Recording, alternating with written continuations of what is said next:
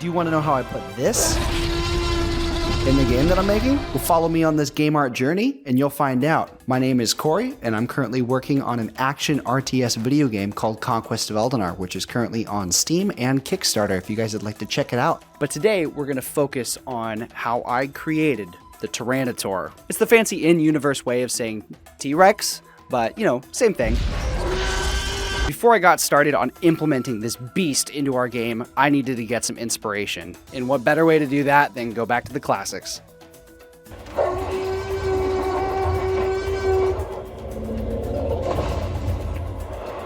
After I got my inspiration and meditated on it for a while, so like with all of my characters, I usually start out with a quick sketch so I can understand the silhouette of the character and any other minor details and stuff like that. After we do the quick sketch, then we move on to the block out.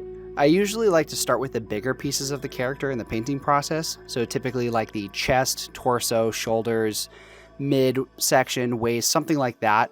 For each and every piece of the character, it starts with a base color pass, and then I start painting out the details.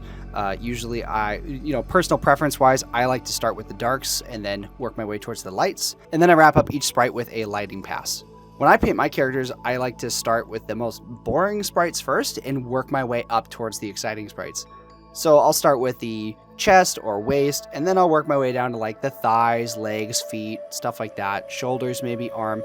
And then I'll usually save the neck or head for last, because just drawing the facial expressions of a character and working out the intricacies of the face is the most exciting part of the process for me. So I like to save that for the end so I have something to look forward to. So I definitely use the model of the Jurassic Park T-Rex as the base inspiration for this character.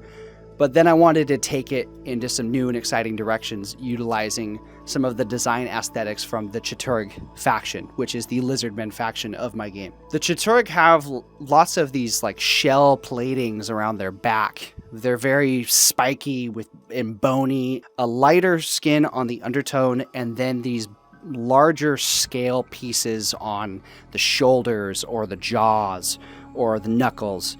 So there's a kind of like a hard skin half and a soft skin half of the character, and I wanted to carry those elements forward into the T-Rex as well.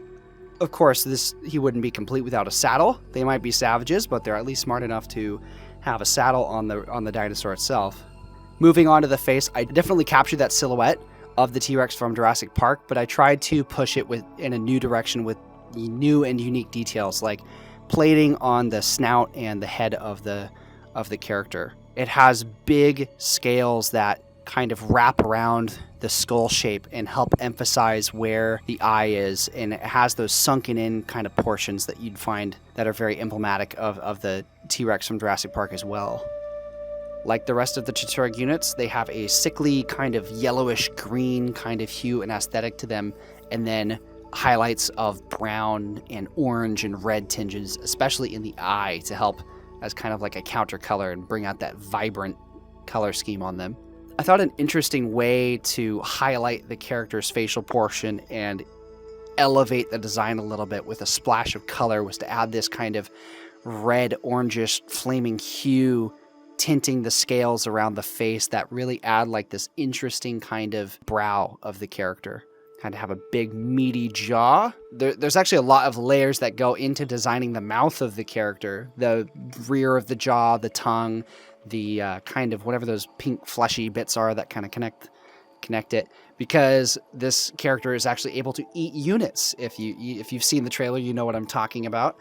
The character is able to swallow units whole, and so it has to have a variety of sprites layers that support that. So I had already finished the Chitauri writer in advance to rigging and animating the character. So we move into the rigging process. I really like to try and keep a neat workflow, so I've probably taken it a bit farther than most people do. For me, is I try to keep my naming and color schemes consistent across the various characters that I do for the project, because there's so many different characters, whether they're humanoids or tigers or dinosaurs or griffins or dragons or whatever. I try to keep like, okay, front limb is red, back limb is blue, etc., etc. I try to keep the naming scheme's consistent, so that way there's kind of a similar workflow that is carried across from one character to another, and it makes it easier for me to just jump right in and get going each and every time I approach a new rig, especially the animal characters, which are very unique in their composition as opposed to a standard humanoid character.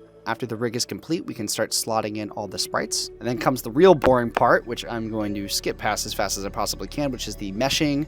It's a long and tedious process of drawing these interesting little spider webs all over the character. And that's just kind of giving the rig information on where it should be bending the sprite to make sure that the image holds up and looks well when you're manipulating it. So at the time of recording this video, while I do have a lot of characters done for the game, not necessarily everyone is implemented at the moment. So for this character, I actually probably did a little bit more on this character than I should have. I probably did a little bit extra, just because I was so into it, and you know, I love T-Rexes and I love dinosaurs and all that, and I just wanted to just do everything for this character so I could play as it as soon as possible. But I really only needed to do a certain handful of animations to make sure that it held up for the trailer and the gameplay presentations and all that, even if the character isn't, you know, fully playable at the minute. So we tried to stick with things like an idle animation, a walk. Fun fact, I was trying to do a walk and then it turned out more like a run. So I was like, all right, that works for the run, but let's try and do this over again and do a walk.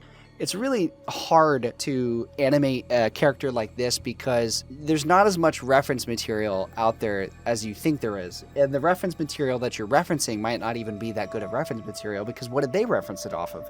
Has anyone truly seen a T-Rex walk before? No. If you're referencing somebody on YouTube or a movie or whatever, what did they reference? Well, they're probably referencing maybe like an elephant or something like that. So I guess the point is you really have to kind of scrape by and find pieces of visual information in real world influences and sometimes cinema and movies, and it's one of those things where your eyes will kind of know when it's right. You'll get a sense of, okay, well that kind of looks right. It feels right. You know, the weight of the character is moving properly and whatnot in it, and it feels good. But it is definitely a difficult thing to find quality reference material for a character like this. When we're doing standard humanoids and you're just doing a normal run or attack animation or something, hell, if I need to, I'll go in my garage and I'll record me doing something myself. Ooh. Ooh. But I don't necessarily have a T-Rex tied up in my backyard ready to perform animations for me on command, so a lot of the times you just kind of watching clips of movies or seeing what other people maybe did on YouTube, and you're doing your best to kind of imitate it and make it up as you go along and hope it looks good. I think I did a pretty good job animating this character. Another difficult part about animating this character was every time you did an animation, you also had to animate the rider on the back. Although I will say that was slightly easier for me to do because by this point I had animated multiple characters like a griffin rider and a knight and a jaguar rider. So I've become very familiar with the process of animating a creature carrying the weight of another character on their back and kind of what those motions feel like and move like as the character moves. And that is a little bit easier to get reference for because you can watch something like horseback riding or something, and there's, just watching those videos, there's tons of interesting, neat little details that you can pick apart and you can apply to something like this.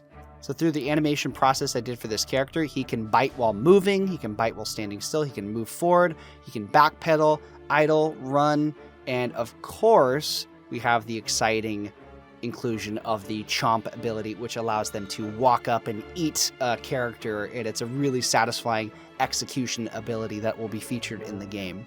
After a few dozen hours of painting, rigging, and animating, let's get the character in-game and see how he looks.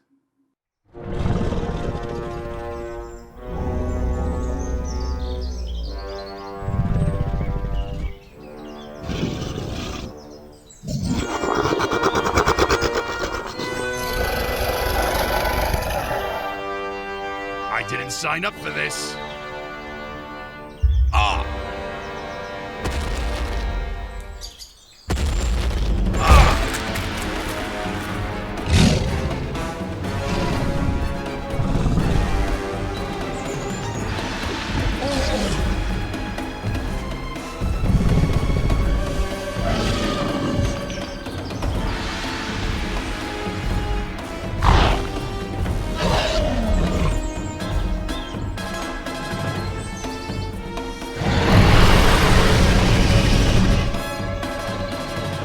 I'm definitely pleased with how he turned out, and I hope you guys are too. If you guys have any questions on how I created this character, I would love to have a conversation with you about it. Just let me know down in the comments below. And if you guys liked what you saw here, remember to subscribe and let me know what video you guys would like to see next. I can do more behind the scenes videos of character creations in the future, or I could cover other indie game related dev topics, such as art, animation, or Unity. And if you haven't already, be sure to head over to our Kickstarter campaign. It's running right now until September 15th.